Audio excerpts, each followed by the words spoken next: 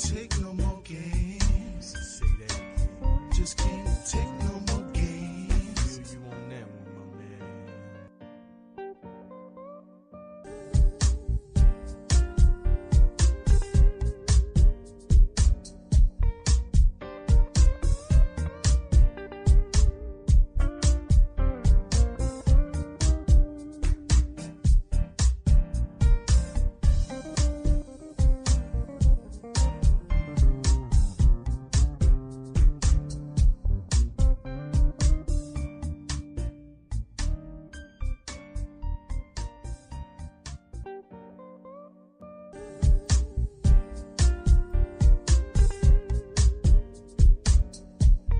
Okay, Monday edition of the After Show. Got Wake and Justice with you. Wake over here on the East Coast. And Justice over here on the West Coast of the contiguous United States of America. Oh, it's not just any Monday. No, it is Metaphor Mondays here on the After Show. Especially salient now that it's the day after Easter. Yeah. All right, Wink, how are you doing? Not bad, not bad. It is 46 degrees, a little on the nippy side out there, but still kind of typical for this time of the year. And that's going to be the high. 46, 47, 48 is the high today, so it's going to taper off into the 30s later on. Mind to get in the chat, just go to netrootsradio.com, scroll down the bottom of the page, and on the right-hand side of the bottom of the page, there is a link to the chat, so click that, join us there. And as we like to say, as luck or, I don't know, a conscious graphic design would have it, the donate, contribute buttons are to the leftish of the chat room link. It's uncanny how that works out, and we appreciate your generosity. We continue to be in our mini fund drive to replace and upgrade hardware and software, which is Yes. the resistance. I don't know.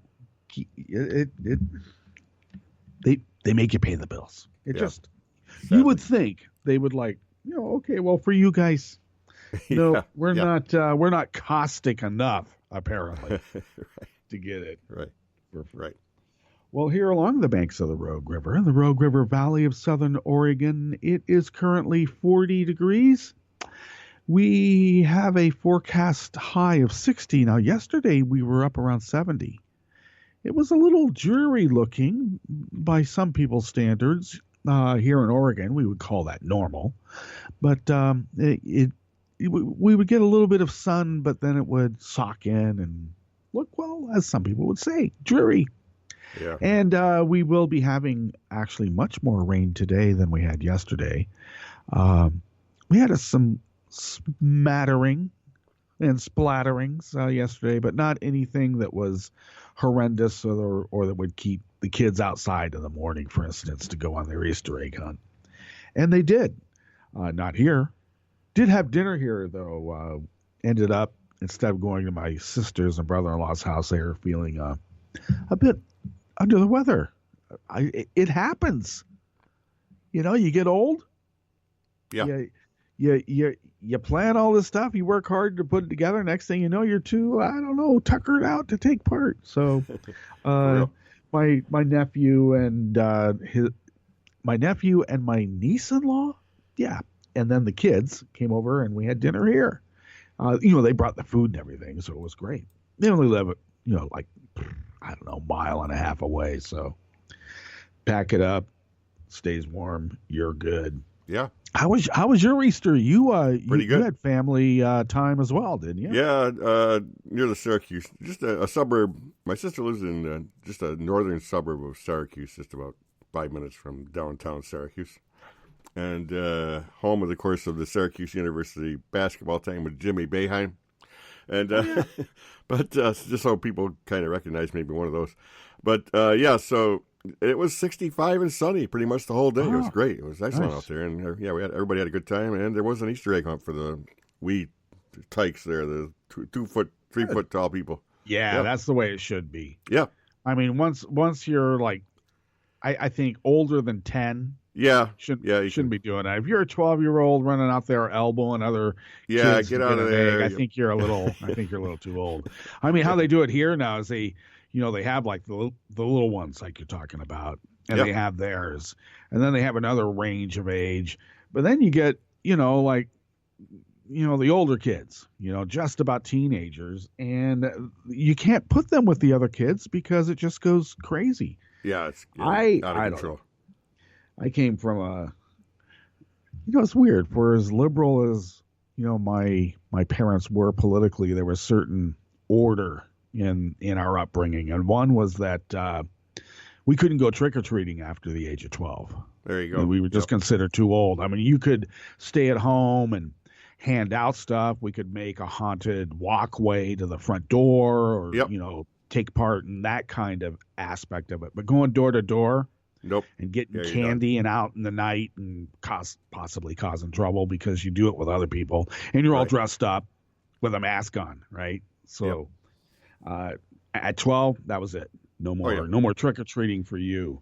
And you know what? I mean, we only got a birthday every 6 years. I got one at the age of 6, one at 12. I mean, kind of like marked ones.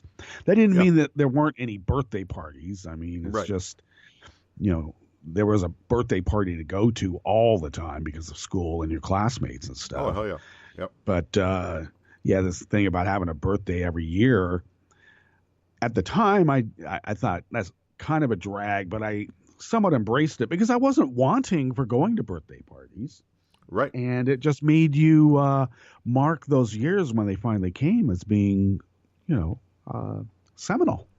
Yeah, they came around And, kind of slowly back in those days. They, yeah. it seemed like a year went by kind of slow, but these days, of course, they just spin by. It's like a top. But those were sorts of things that when you got too old for certain things and Yeah. you weren't, you took part in the festivities and, maybe not so much as a participant, but more as a facilitator, Yeah. that sort. Behind the scenes. Yeah. And as I look back on it, I mean, I came to the same conclusion is that I don't want my, teenage kid out there running wild in the streets with a bunch of other teenage kids causing trouble. Yeah. Forget it. No way. Yep. You never know. Well. I hate making these jokes, but we survived. We're not a nuclear crisp. Right. Right. Right. On the other hand, we kind of predicted that North Korea might have a little bit of a trouble with their, capabilities, shall we say, of affecting, some sort of ballistic type object. That it might fall considerably short if it even got off the launch pad. And it barely got off the launch pad. Twice. So, on the other hand, as Angela said, I mean, this is when we made the prediction, when Angela Marks was on Wednesday, is that, they can move the platforms. Well, yeah, they can do that. But I don't know what kind of platform we're looking at. It is still frightening. I mean, I'm making a joke because obviously their capabilities, we blew up a lot of our space era rockets in the beginning. In fact, it was a little embarrassing because the Russians, were able to launch their rockets. And then we would have these national broadcasts of our, rockets going up. Fortunately, there's no people in them at the time. Right. But, they just like blow up. Right. Or they'd go up, and then, veer wildly off course, and then they'd have to blow it up. Right. And it sort of was like, wow, we're not doing too well, and the whole nation's watching. And then they got it right. So, Heck yeah.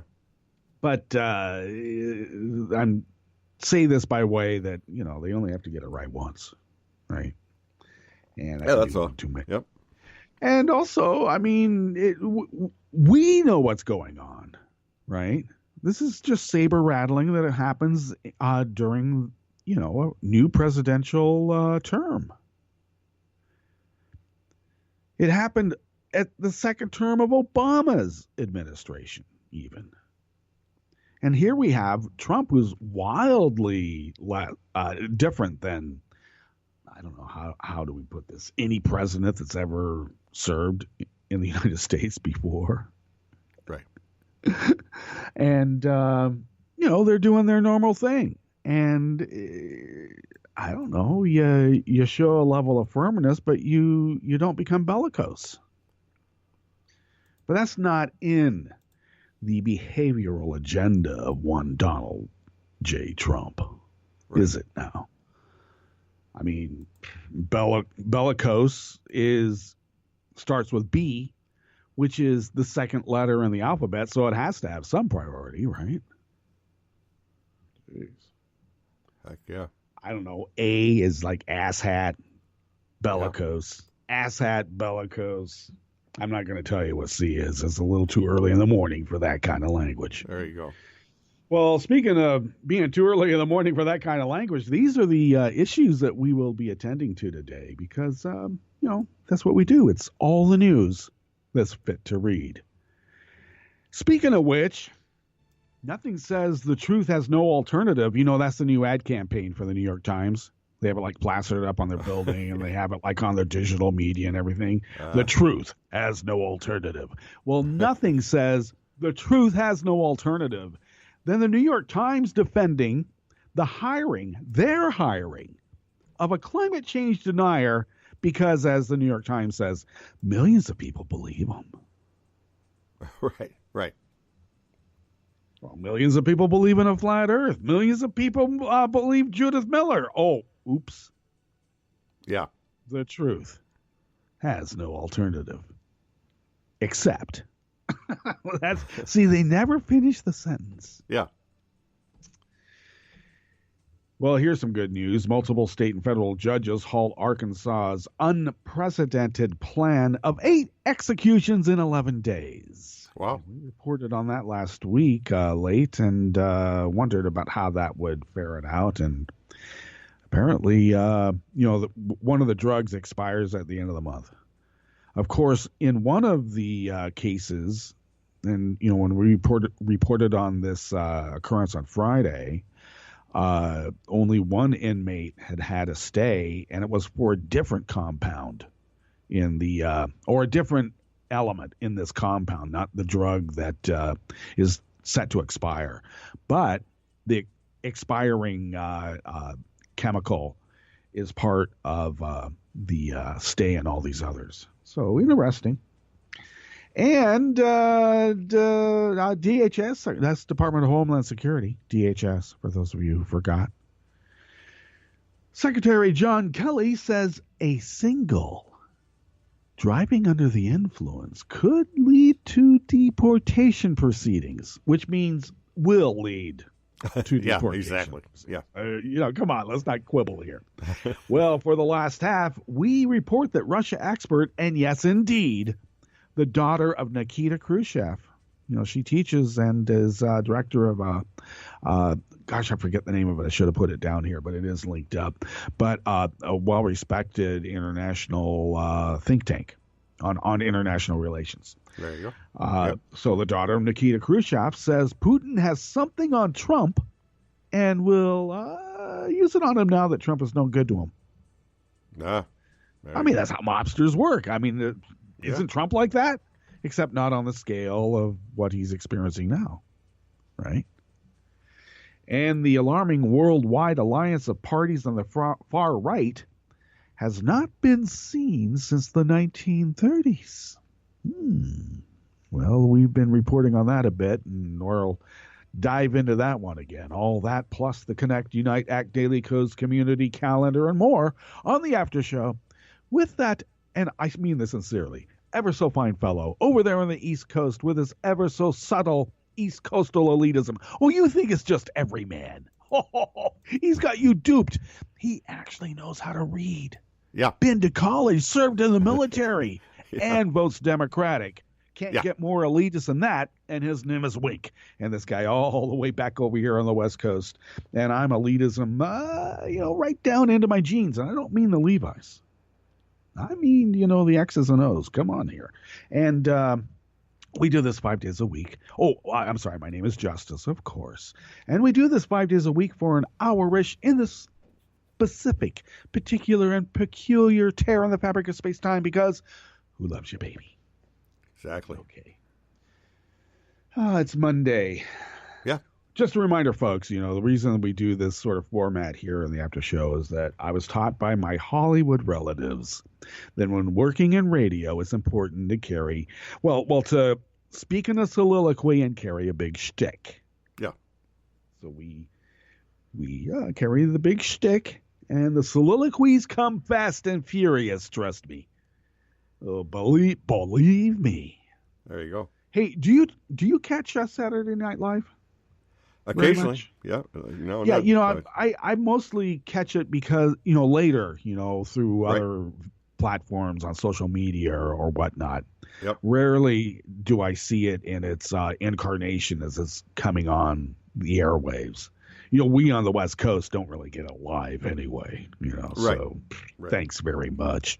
Yeah. But regardless, you get to read about the skits and, obviously the ones have been coming out about Trump, but they were particularly well done. I watched not in real time, but later, and just watching, not the whole show through, but the skits. And I have to say that it rises to the level of those halcyon days that we might remember back in the day.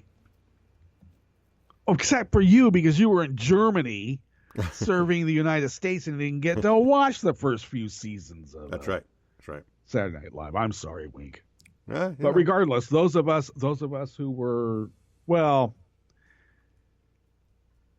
no, I guess at that time I hadn't actually experienced the having paramilitaries with fixed bayonets on, I don't know. They were big things. I called them M16s, but other people said you're stupid. You don't put a bayonet on an M16, right?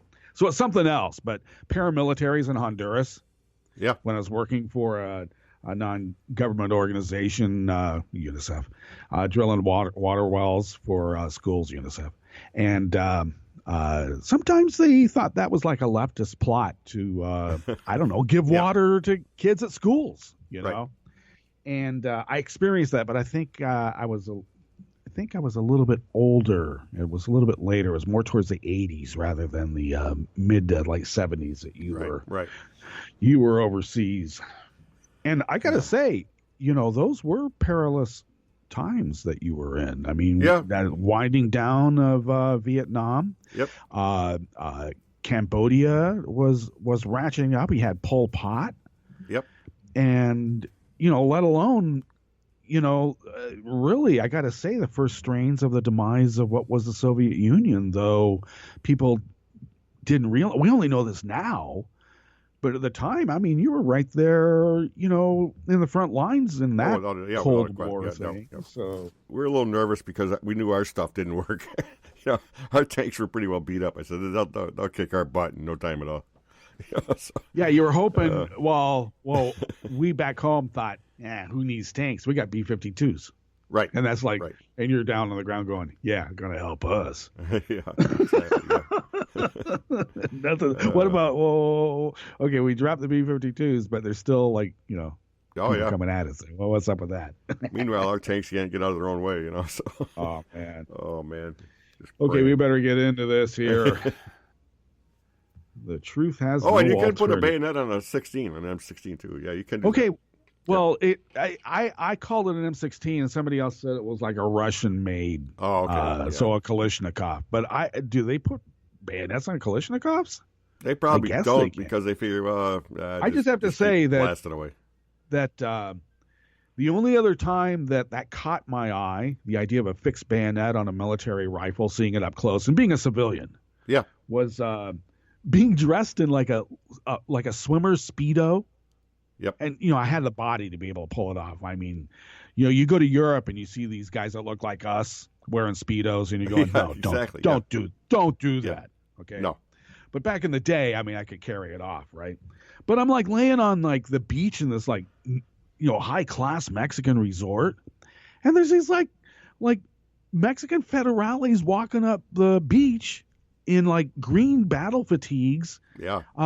With military rifles slung over their shoulders with fixed bayonets on the beach. Wow. And I'm thinking, I'm nearly naked. Yeah. I felt very vulnerable. Oh, very. Yep. And Yeah, I felt a sense of vulnerability too when I'm like making a changing pipe out on this well, and I Right. look behind me and there's like these six guys and they all got these fairly big rifles, and I noticed, but I noticed the big knives at the end of them. Oh, absolutely. That's Yep. weird. That's the one I noticed, not the bullets coming out of them Right. potentially, but the big knife at the end of it. Yeah, you can't miss that. And that's what I noticed on the beach too. It's like I'm nearly naked, and there's a big knife at the end of a long stick that actually shoots fire and a projectile. Right. It's like I feel pretty vulnerable. Yeah, indeed. All right, this article is by Joe Rome, Dr. Joe Rome, and he's the founding editor of Climate Progress on Think Progress. Amidst backlash and subscription cancellations for hiring extreme climate science denier Bret Stephens, the New York Times offered a stunning defense. There are millions of people who agree with him. Let's not teach them that, what climate science really is. But, there's millions of people that believe, I don't know, the Stay Puft Marshmallow Man scared all the evil out of New York. Heck yeah. Well, of course, he goes on with a much more salient comparison with that logic, and that being Dr. Joe Rome here. The Times could hire as a columnist former imperial wizard of the Ku Klux Klan, David Duke, or a flat earther, or someone who thinks vaccines pose a hazard threat. After all, millions agree with them. And the bean counters at the New York Times are going, man, that's a great idea. Pretty much. I mean, we can get the anti-vaxxers, then we know we're plugged into the movers and shakers of today's America. Hell yeah. Rome continues, this defense is especially absurd since he had detailed on Friday, the Times has been running a major ad campaign claiming there is no alternative to the truth. Well, I guess there is to the reality of it, apparently. And former Wall Street Journal deputy editorial page editor Stephens has repeatedly dismissed as imaginary the climate reality reported on every week by the Times' own journalists. Well, they had to pick up a guy from the editorial page of the Wall Street Journal because apparently there's nobody competent enough to do it on the New York Times one. They had to get somebody like for balance. Yeah. Yep. There was too much rationality on that editorial board, Wink. Too much critical thinking. Indeed. Apparently, the Times editorial page is not engaged in a search for the truth. Instead, it is engaged in a search for popular ideas to spread, even if they are known to be false alternative facts. Well, I guess if the truth is alternative, there's no other alternative but the alternative truth. So there you have it, though. Thank you, my God. Indeed. Indeed, James Bennett, the Times editorial page editor, told the Huffington Post on Friday. You remember the Huffington Post was started by Breitbart and Ariana Huffington. That's why I never really trusted the Huffington Post. Yeah. There was a reason for the side boob thing, Wink. That was the Breitbart Right. deal. Bring in the readership with the side boob. And maybe they'll read the articles, and maybe they won't, but we'll still get the clicks. Exactly. And they did. Oh, yeah, they did. Yep. Well, he told the Huffington Post that to pretend like the views of a thinker like Bret and the millions of people who agree with him on a range of issues should simply be ignored, that they're outside the bounds of reasonable debate is a really dangerous form of delusion.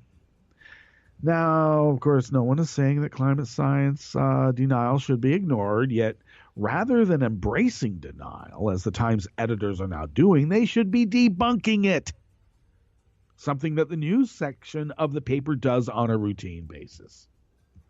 Now, here's where the Times defense gets especially Orwellian. The Times says, the editor here says, the charge that Stephens is a climate denialist is terribly unfair. Editor Bennett said, there's more than one kind of denial, he continued. Jesus. Yeah, it's called dapper climate denial. Looks good. How dare you be so insulting to him? He's so dapper. He's a Nazi. Indeed. But just 2 weeks ago, in a story on the deniers and the Trump administration, the Times itself labeled those who deny the established science of human-caused climate change denialists. Sounds to me like the editorial office hasn't been reading the Times style book. And they oughta. And while it's true that there's more than one kind of denial, Stevens is clearly one of the most extreme deniers in the country. As a reading of his Wall Street Journal columns makes clear, climatologist Michael Mann emailed Think Progress that Stevens was, quote, one of the most notorious climate change deniers, end quote. To quickly review, a 2008 column titled Global Warming as Mass Neurosis.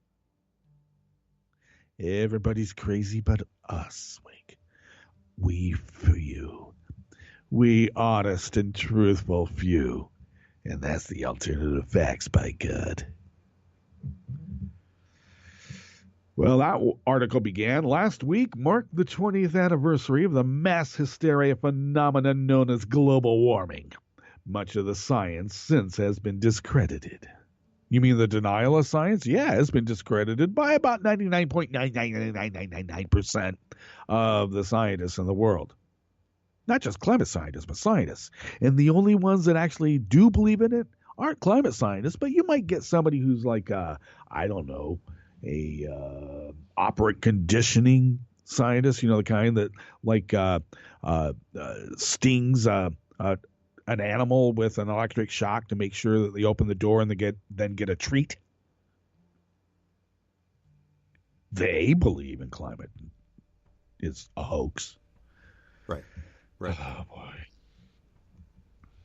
In 2009, he directly compared climate scientists and those who accept their findings to Stalinists, anti-Semites, and commies.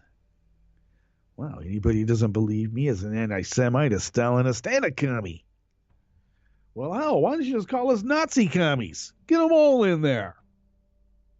In 2015, he called concern over climate change hysteria and wrote that global warming, along with, get this, Wink, hunger in America, campus rape statistics, and institutionalized racism are imaginary enemies. There's no institutionalized racism, said the entitled white supposed intellectual sitting in his ivory tower. While every day black kids are getting stopped by the cops just because they're black. Brown people are now being rounded up. It doesn't matter if you're a citizen, you were born here or not. Your parents or somebody in your family wasn't. You don't look right. Come with me, hombre. Yeah, there's nothing institutional about that.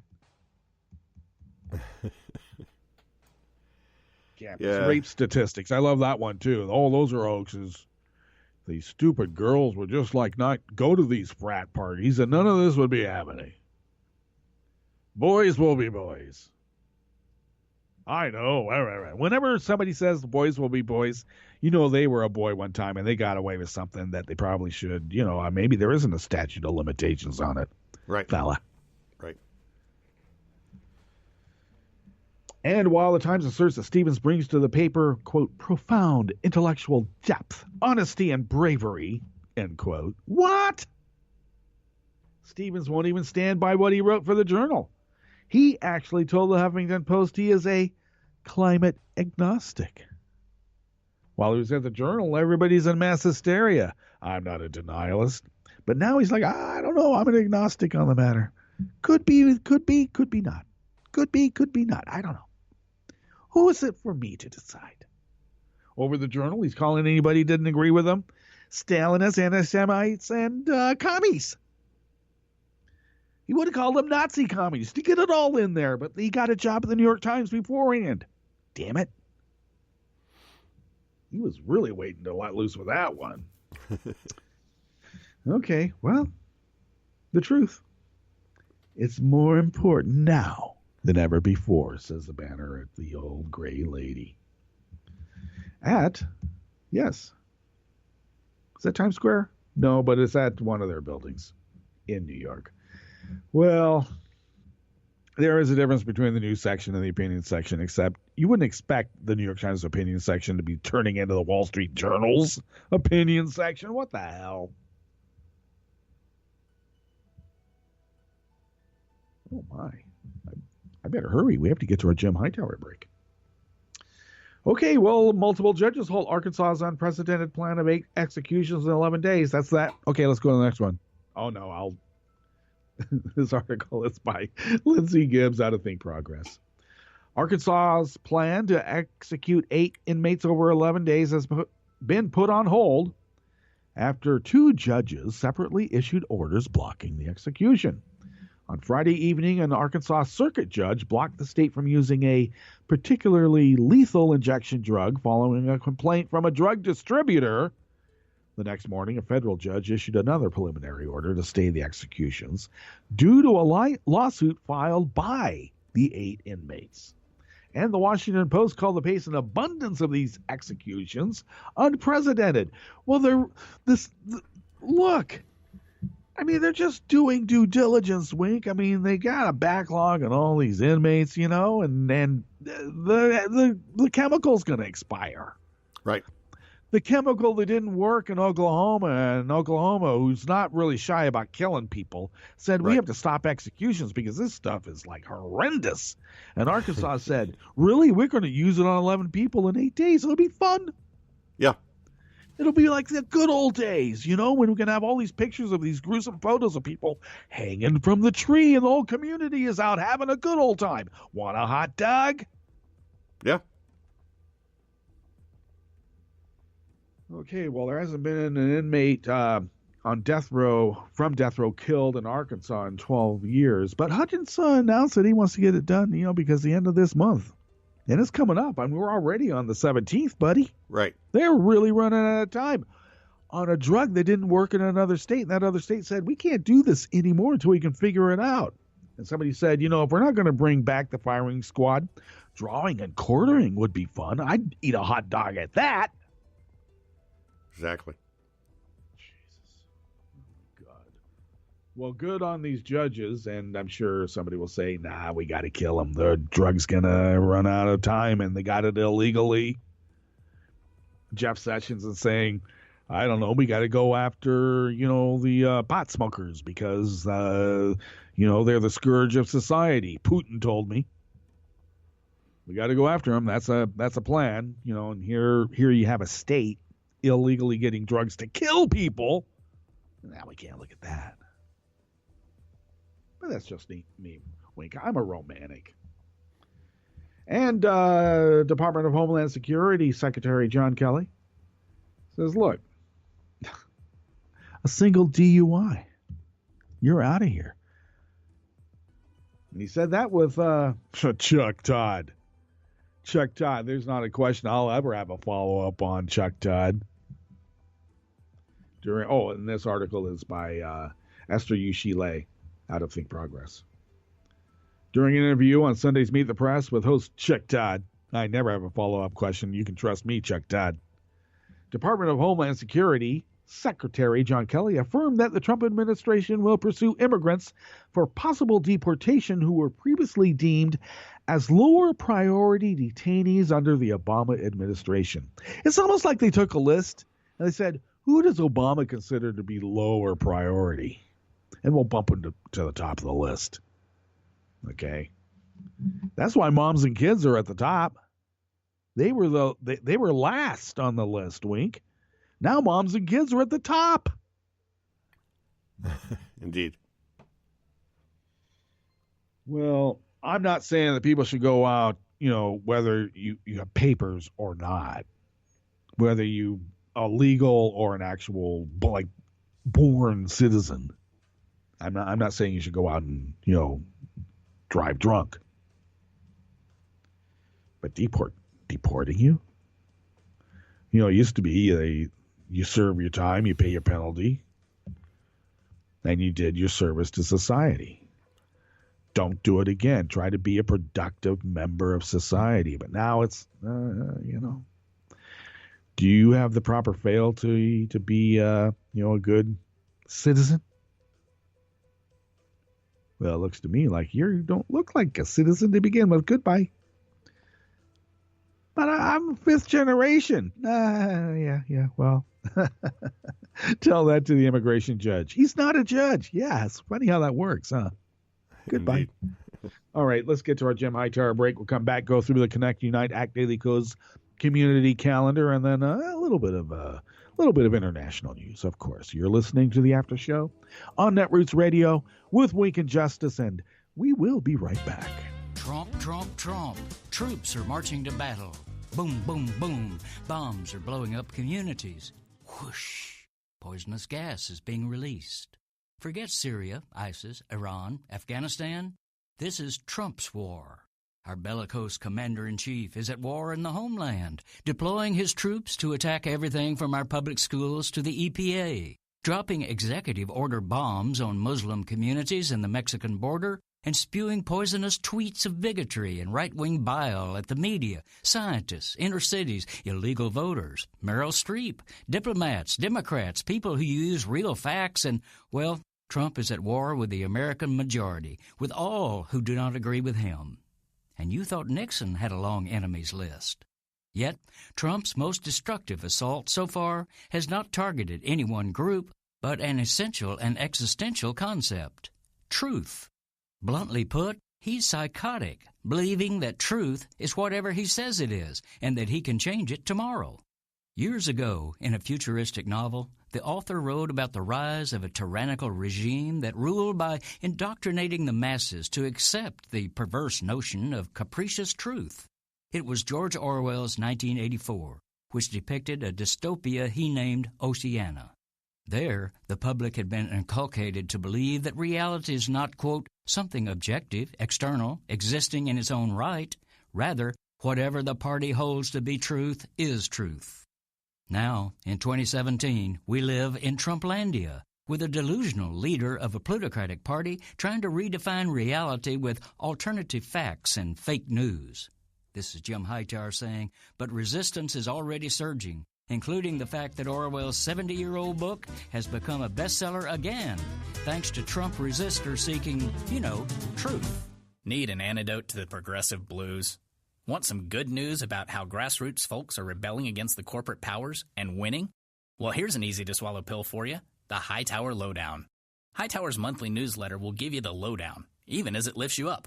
It's 4 pages a month, jam-packed with facts you can use, actions you can take, and Jim's own Texas humor, all for only $15 a year. To become a lowdowner, go to hightowerlowdown.org. You are listening to netrootsradio.com. Please hang up and try again.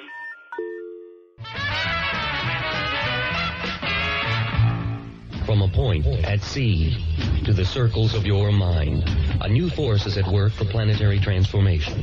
New radio for a new Earth.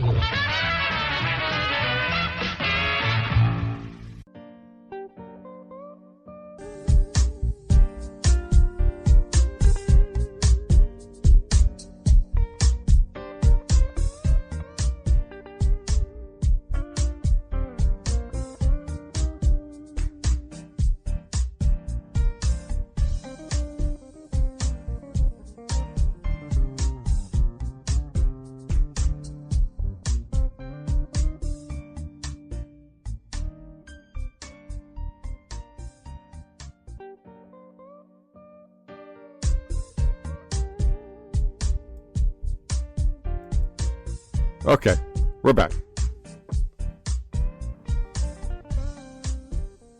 Lost, I think maybe not.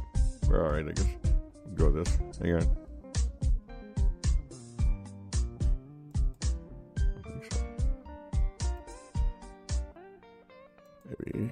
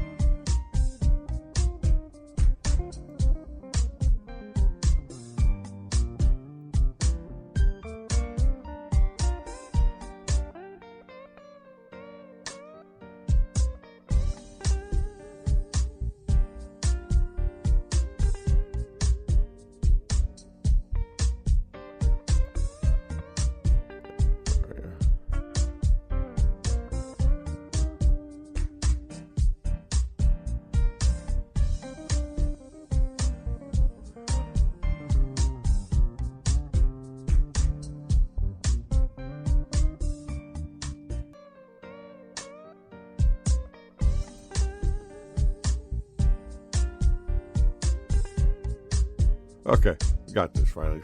Get this put up this calendar today. What do you got? Favorite way to travel? Chi-Town Kev with a Monday calendar.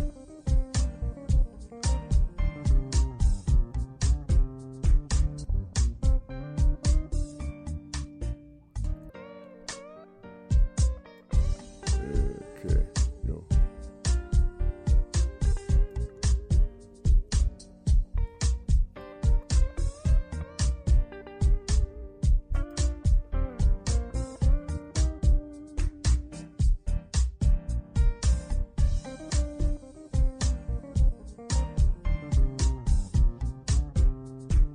Oh, there we go. You got me? Hello?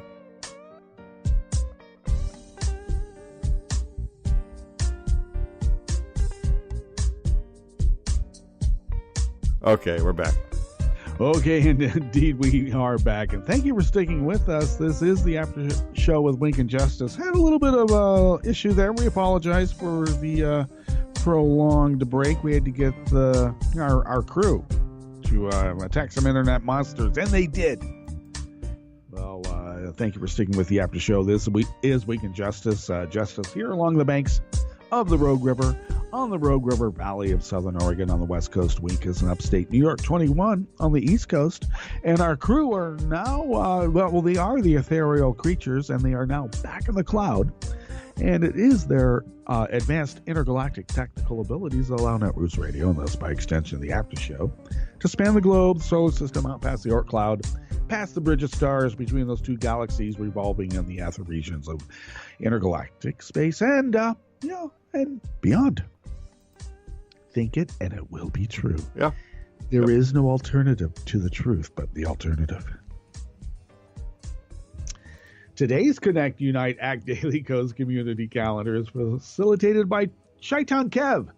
And he opens the diary today with, what is your favorite way to travel? And mine has always been by train, even in America. Yep, mine too.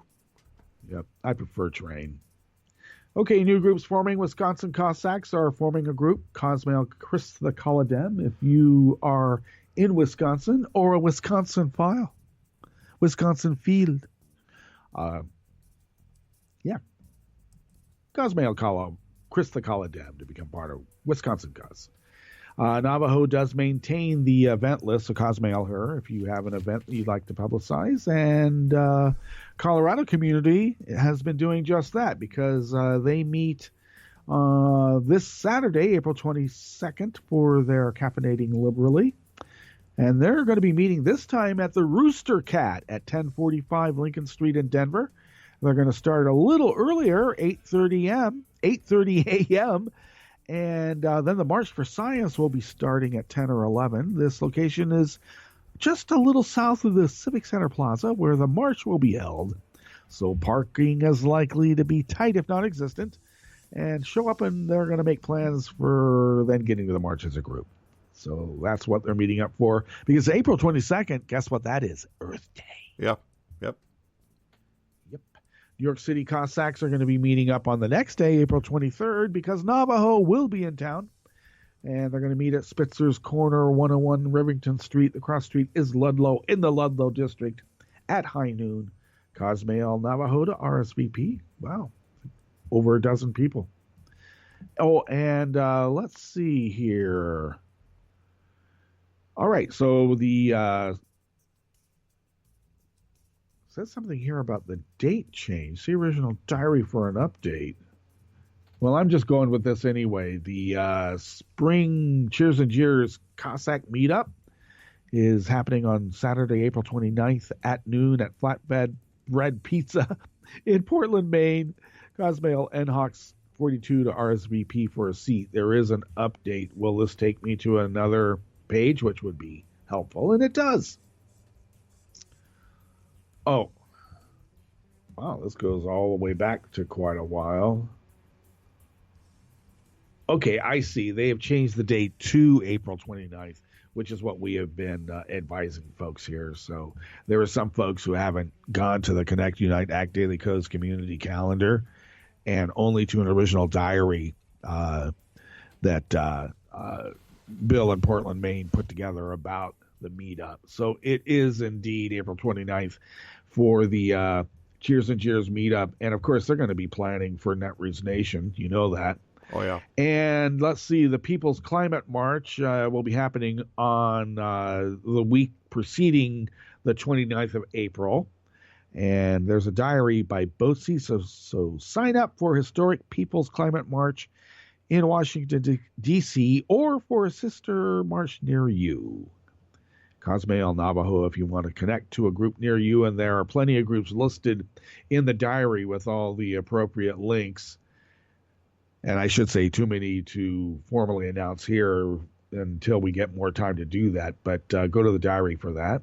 And it looks like the Daily Codes Asheville Cossacks are going to be having a meetup on Saturday, May 6th at 11 a.m. to 2 p.m. at Salvage Station 466 Riverside Drive in Asheville. Cosmail Randolph to meet up for that. Thinking Fella and Ojibwa are organizing the third Epic Glacier National Park meetup. And it is an annual one this year, held June 30th through July 2nd. Cosmail, both Thinking Fella or Thinking Fella and Ojibwa. And there is an important diary with important planning details that you should use. Because trust me, 15 degree above zero sleeping bag may not be enough. Right. You're at altitude. And the aforementioned Cheers and Jeers annual Cheers and Jeers dinner at Netroots Nation will be occurring on August 9th, a Wednesday, at 5:30 p.m. Location, of course, will be determined. It's in Atlanta, which is where Netroots Nation is, of course, and Cosmail Navajo to RSVP, and that will also determine the size of the venue. And that is your Connect, Unite, Act Daily Codes community calendar for the 17th of April of 2017. And, well, in relative terms, on a cosmic scale, we're now in the last half. Yeah. Yep. Okay, relative terms. Okay. They're not so bad, though, in terms of length. Putin has something on Trump. And this is out of T-Bug from Raw Story. Appearing on AM Joy, an expert on Russian policy said that Russian President Vladimir Putin gambled on an erratic Donald Trump becoming president and will soon turn on him because he is no longer useful. Well, of course. And according to Nina Khrushcheva, now that's Khrushchev's daughter, the feminine, even in the names, gets an A. Khrushcheva. Just so you know. So she teaches at the New School and is the director of the Russia project at the World Policy Institute. And the relationship between Putin and President Trump hasn't so much deteriorated as much as Putin is pragmatically moving on. Wow. He's not just an oligarch and a kleptocrat. He's an autocrat too. Heck yeah. Of course. So where do you see this relationship going, Reed asked. It feels like it's deteriorating or perhaps destined to deteriorate. What do you make of it? Khrushcheva parried, well, I never actually thought that it's going to go anywhere. In fact, I actually wrote last summer that Putin is a pragmatic politician. He cannot possibly not think that the disaster of Donald Trump is going to work wonders for him. He could have hoped. He thought he could manipulate it. He used it for as long as he could have, but now the reality, as I said, has kicked in. Well, yep, I know. Addressing the recent meeting between Putin and Secretary of State Rex Tillerson, where Tillerson was unable to set up a meeting between Trump and the Russian president, Khrushcheva indicated that was a sure sign of where the relationship is headed. As much as the Russians want to have a relationship with the United States, they are clearly understanding that the longer that meeting doesn't happen, the more Putin would actually return to his own devices, said Khrushcheva.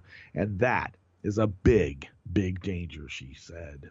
Very quickly, Reed interrupted. The fear that a lot of Americans have is the sort of underlying undercurrent that there is some retaliation that regime might use because it might have something on Donald Trump. Khrushcheva responded, I'm certain Because Putin, I keep on saying this on this show, he is an equal opportunity offender. If he had Hillary Clinton, then he certainly would have something on Trump.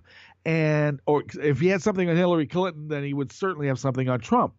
And they will be very willing to act on it in an act of cyber war, as Malcolm Nance always reminds us. That would be very dangerous. And then he can really turn this relationship into the stage it is in.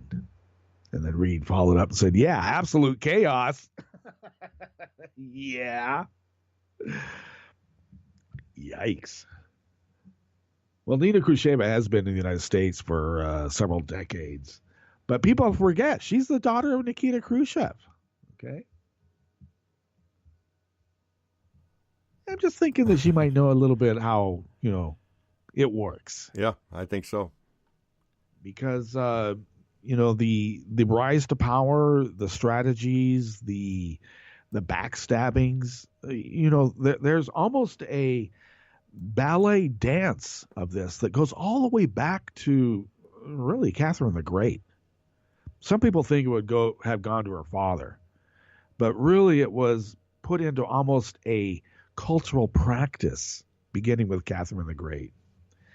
And it really ratcheted it up, I guess, and getting rid of a few folks like Trotsky, for instance. I think that was probably the more well-known instance of purging your allies. And then, of course, Stalin.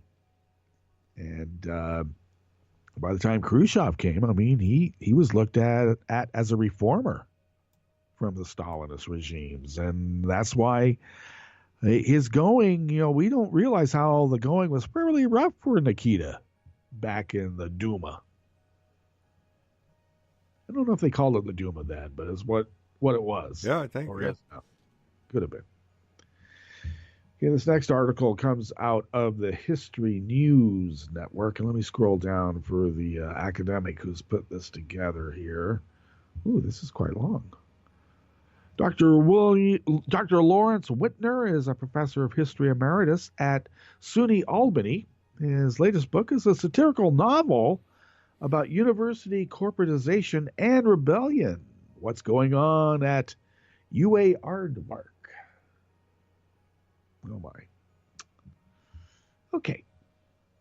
Political parties on the far right today are enjoying a surge of support and access to government power they have not experienced since their heyday in the 1930s.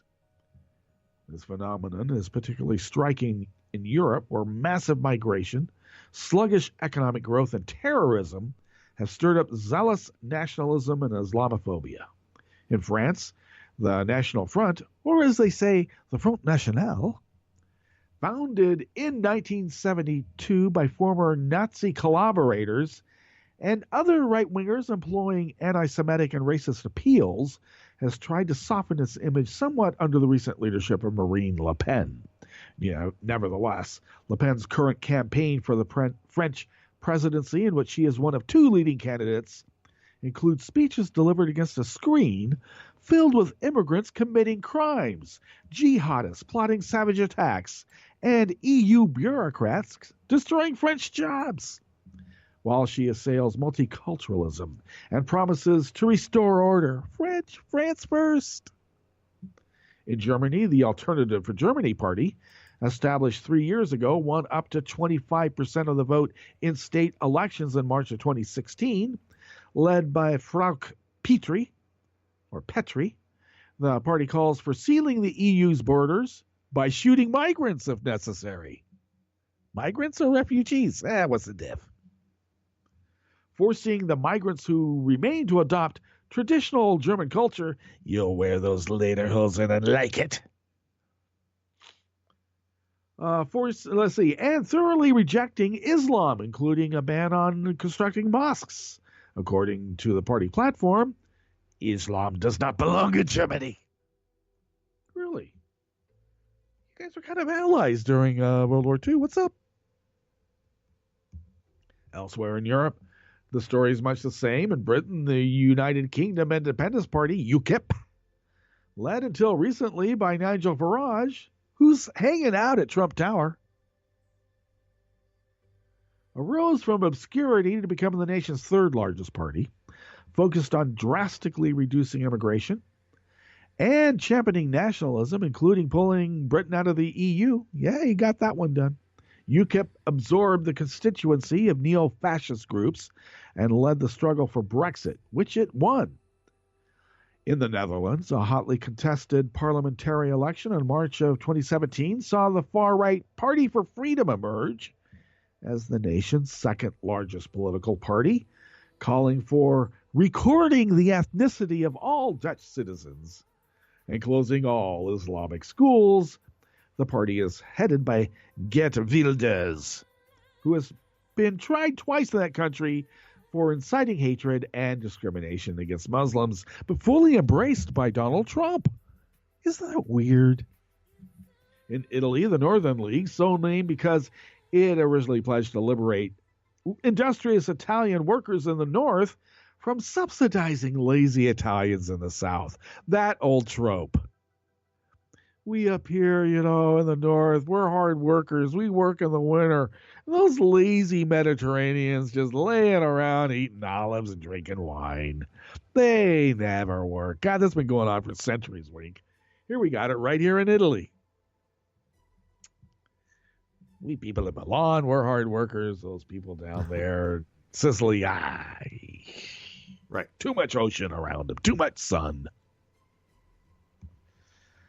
Okay. Other Europeans of the far right include Hungary's Jobbik, the country's third largest party, which is vehemently hostile to immigration, the EU, and homosexuality. Let's throw that one in too. Because, I guess they don't have Hungary baths. They got only Turkish baths there. Goes on. The Swedish Democrats, or Sweden Democrats, now vying for second place among Sweden's parties with roots in the white supremacist movement and a platform of heavily restricting immigration and opposing the EU. Austria's Freedom Party, which was founded decades ago by the Nazis, nearly won 2 recent 2016 presidential elections, and they vigorously oppose immigration and proclaim yes to families rather than gender madness. I guess they're against homosexuality too, and its fellow travelers. And the People's Party, Our Slovakia, which supports leaving the EU and the Eurozone, and whose leaders argue that even one immigrant is one too many. Well, we'll see what your genetic pool will be like in less than a generation. Only one of these rising parties is usually referred to as fascists.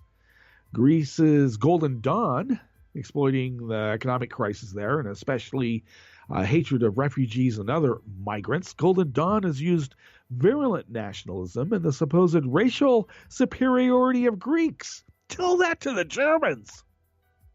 To emerge as Greece's third largest party. I mean the German fascists. Golden Dawn spokesman Elias Kasidiaris, I took Greek briefly. What's wrong with me? Elias Kasidiaris is known for sporting a swastika on his shoulder and for reading passages from the anti-Semitic hoax, The Protocols of the Elders of Zion. That's the same book that Timothy McVeigh and his group read. Wow. If history doesn't repeat, it certainly rhymes. Other far-right parties in Europe, although striving for greater respectability, also provide reminders of the 20 and 30 style of fascism. Addressing a Northern League rally, Italy's bombastic Salvini wore a black shirt, while supporters waved neo-Nazi symbols and photos of Benito Mussolini. And it goes on showing examples of these various groups in these various countries using the imagery of other great heroes from back in the day. And at the same time going, oh, we're not really Nazis. We're dapper. We look so much better, don't we? And they do, Wink. They do. Well, I think that one of the best ways to prevent the rise of this darkness is the antiseptic of light. And they need to have a light shown on them, and they need to be called for what they are. They're fascists. They're Nazis. I shouldn't go without mentioning the violence that did occur in Berkeley. And I got to tell you, Wink, it's looking more and more that this was a coordinated effort by various right-wing groups to go there to kick ass. And, you know, since they're so smart, they left a social media trail. Okay, meet up here. We're going to kick some commie ass. Yeah. Yeah. All right. Well, fortunately, they've never been the brightest. And hopefully we can keep the more bright members of their ilk a little contained so that light will have them scurry all away. All right. We better get out of here. We're at the we're at the end of our broadcast period. We got Hartman coming up, of course, at about 6 minutes after the hour. We'll listen to the Antipolis Afrobeat Orchestra Battle of the Species. Seems appropriate since we've got Russian and Chinese naval vessels steaming towards ours in the near North Korea. Yeah, indeed. And I hope we see each other here tomorrow, and we will. All right. So continue listening to Netroots Radio 24/7, 365. And why? Well, because who loves you, baby? Okay, Wink, I will see you on the other side. All right. Rope.